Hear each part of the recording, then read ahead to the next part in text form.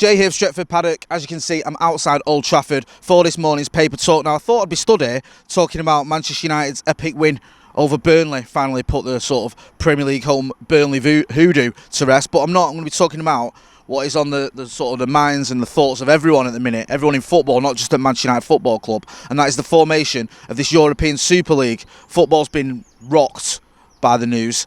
Sort of broke yesterday afternoon. You'll have seen the reaction to it, many of you will, from the likes of Stephen Alson, Adam McCullough, Joe Smith. Myself and Joe spoke about it yesterday as well, where there was this sort of story leaking that Manchester United were going to be part of this new Super League. This is a story that actually started a few months ago. You remember, was talking about it, how this idea was being mooted, and many of us, myself included, thought it would never get off the ground. Well, now it looks like it's becoming a reality. And this morning, all the talk from the papers is of the fallout from this. People are just outraged. Fans are outraged, the press are outraged, pundits are outraged, ex-players. We saw Gary Neville's rant on Sky Sports.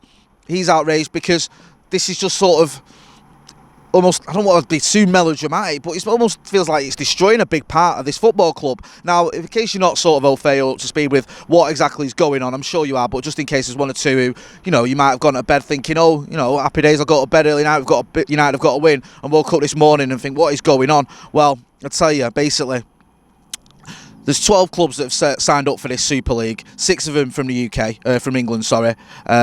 So we've got, obviously, Manchester United, Chelsea, Liverpool, Arsenal, Spurs. Arsenal and Spurs, who, you know, 7th and 9th in the Premier League, never won the Champions League between them, are somehow, we're even in the Champions League this season, are somehow part of this new elite Super League. Do me a favour. There's also Real Madrid, Barcelona, Atletico Madrid, Juventus as well. I mean, like, there's some big clubs in this. There are, but that's not the point. The point is, there's lots of clubs that aren't in it. There's no clubs as at the moment. Sorry, AC Milan are in there as well. Inter as well, and Juve. But there's no clubs from Germany. There's no clubs from France. There's no clubs from Portugal. You know, Bayern Munich are the current European champions. They're not in it. PSG, who are obviously a newish club, but a big club nonetheless. They're not in it. And historic clubs like Benfica, who've obviously won the European Cup, who we beat in the European Cup final, obviously in 1968. They're not in it. So it just seems proper, sort of almost cordoned off from everyone else. It's like we've got our own little private party that only we're invited to, and it's just a bit of a disgrace. The club have issued a statement this morning. Manchester United have issued a statement talking about it. I mean, it's just the usual sort of shambles that you'd expect from Manchester United, trying to make out like, you know, this is a positive thing. There is a quote as well from Joel Glazer, who in this new setup is not only co-chairman of Manchester United, but he's vice chairman of the Super League, and he said, by bringing together the world's greatest clubs, and players to play each other throughout the season, the Super League will open a new chapter for European football, ensuring world-class competition and facilities and increased financial support for the wider football pyramid. I mean, he's not worried. Joel Glazer don't get up in the morning and worry about whether Altrincham have got enough money, or whether, you know, Rotherham are financially stable, or whether, you know, Wigan Athletic are going under. All he's concerned about is how Joel Glazer's doing and how his bank balance is. And apparently there's a £3.5 billion investment towards this Super League. So because of that investment, all the clubs in it are going to get a lot of money. I was reading somewhere that they could end up with like 300 million each, even if they finish bottom of this Super League, which is more than they'd make from winning the Champions League. So it's obvious to see why they're interested in it, why the clubs that I've spoken about are into this. Florentino Perez, he's the president of Real Madrid, and also the first chairman of the Super League, said, we will help football at every level, again talking rubbish, and take it to its rightful place in the world. Football is the only global sport in the world with more than 4 billion fans, and our responsibility as big clubs is to respond to their desires. I mean, it's just a load of nonsense. You've got all these people that are involved in it just talking rubbish, and it's, you know, the statement on the club United's website says an annual tournament will provide significantly greater economic growth and support for European football via a long-term commitment. I can't even, you know what, read it, go on the website and read it. I can't be asked, I'm not here to read out Manchester United propaganda. It's just absolute nonsense, and I'm just fuming like a lot of other people. I'm fuming. I don't get what is going on. I don't understand how the owners, who we've always said, we warned everyone, these owners are parasites, that they're going to take not just our club down, but other clubs with them. that it's bad for football if the Glazers take over Manchester United. And other fans laughed at us and said, oh, you're just saying that because you're not winning titles anymore. We were saying it when we were winning titles and the Glazers took over. It was, oh, you're saying that because, you know, you're only spending 80 million on Harry Maguire. It's not just about what we were spending the transfer market. It's the fact that when you let owners like this in that don't care one bit about football, all they want to do is bleed clubs dry, it's going to affect everyone, especially a club the size of Manchester United. The Glazers were never just going to come into Manchester United and only affect Manchester United. They were going to affect others, and that's what's happening now because you're making a mockery of the Champions League. And you can see, you might be able to see over there, Sir Matt Busby, one of the first entrants into the European Cup, the first English team in the European Cup, was Manchester United because of Matt Busby. Chelsea won the league title in '55. They didn't enter the European Cup because the FA didn't want them to. The FA didn't want us to when we won it in '56, but Matt Busby went against them and entered it. And we all know what happened as well. I don't need to go into all the details. You know what happened with Manchester United in the European Cup. We made the ultimate sacrifice. We came back 10 years later and we won it. One of the greatest moments in our history. 50 years on the anniversary of Munich, we won it.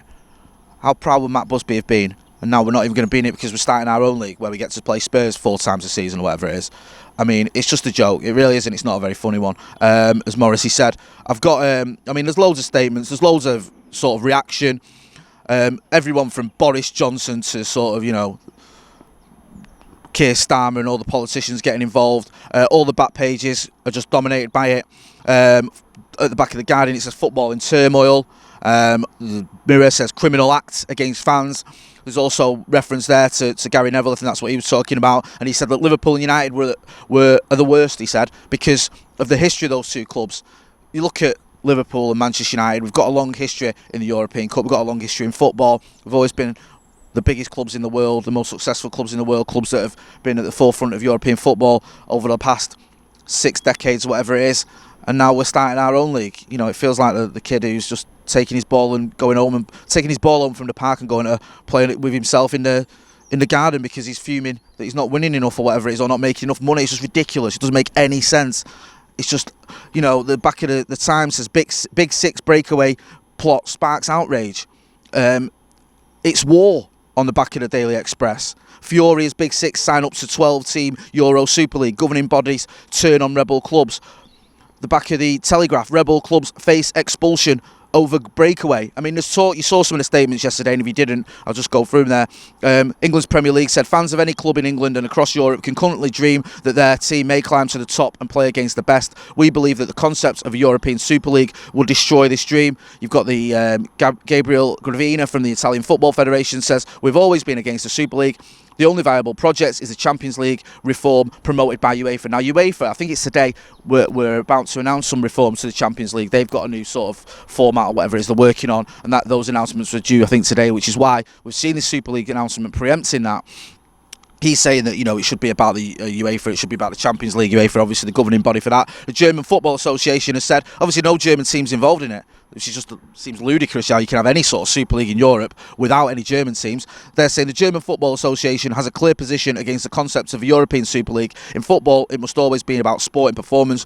It's the performance that determines promotion and relegation, as well as qualification for the various competitions. Economic interests of a few clubs should not end the practice of solidarity in football. I mean, this is another thing. According to this, you know, it's one of those things where the founding members, you can't even get relegated from it. It's just going to be where you're in it every year. I think there's going to be 20 teams in total, and 15 founding clubs, and a qualifying mechanism for a further 5 teams to qualify annually based on achievements in the prior season. So, you know, it's going to make a mockery of the Premier League, isn't it? Because you're no longer going to be about, oh, do we need to get into the top 4? Do we need to finish second? Does that matter? Because you could still do all that and not get into the Super League if you even wanted to get into it. Also, what's happening with the Champions League? How does that affect this? How does this affect that? Sorry. When you've got the Champions League with no Manchester United, no Real Madrid, no Barcelona, no Juventus and all the other teams, that turns that into a bit of a farce. So you're just going to have 2 weakened leagues rather than one big European league. The one that we've always been in, the European Cup or the Champions League, which when you win that, says you are, you know, the winners and you've reached the top of European football. That's what you've done. Now it's like boxing, where you've got the WBA, the WBC, the IBF, the WBO, all the others, the IBO. You've got all these different belts. Is that how European football's going to go? We're going to have all these different competitions, and it's like, oh, we're the European champions. What European champions? Oh, we're the European Super League champions. Oh, are you? Oh, that's nice. We're the European champions too. Oh, are you? Yeah, we're the European Champions League champions. Oh, right, okay. And the other teams start their own league as well. We're going to end up with like 10 different leagues. It's just a farce. And there's just only so many hits as Manchester United fans you can take.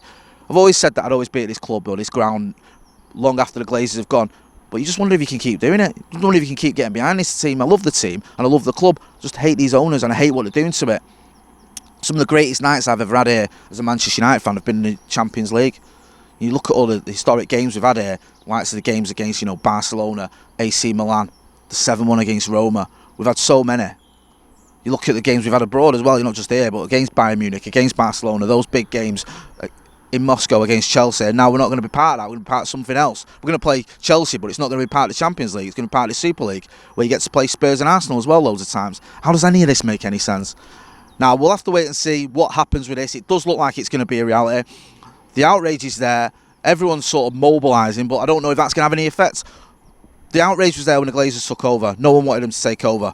They still took over because money talks at the end of the day, and I have a horrible feeling that's what's going to happen here at Manchester United Football Club and going to happen with these other clubs that are involved in this Super League. The fact that you can end up seeing it become a reality because the money that's involved, I said earlier, there's a 3.5 billion investment from JP Morgan towards this.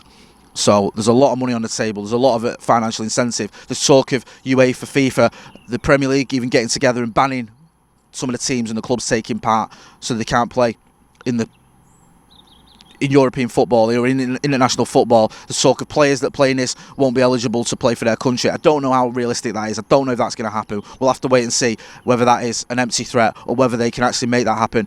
Gary Neville yesterday was talking about clubs being relegated and things like that from the Premier League. I don't know what the Premier League can do or will do about this. We're going to have to wait and see.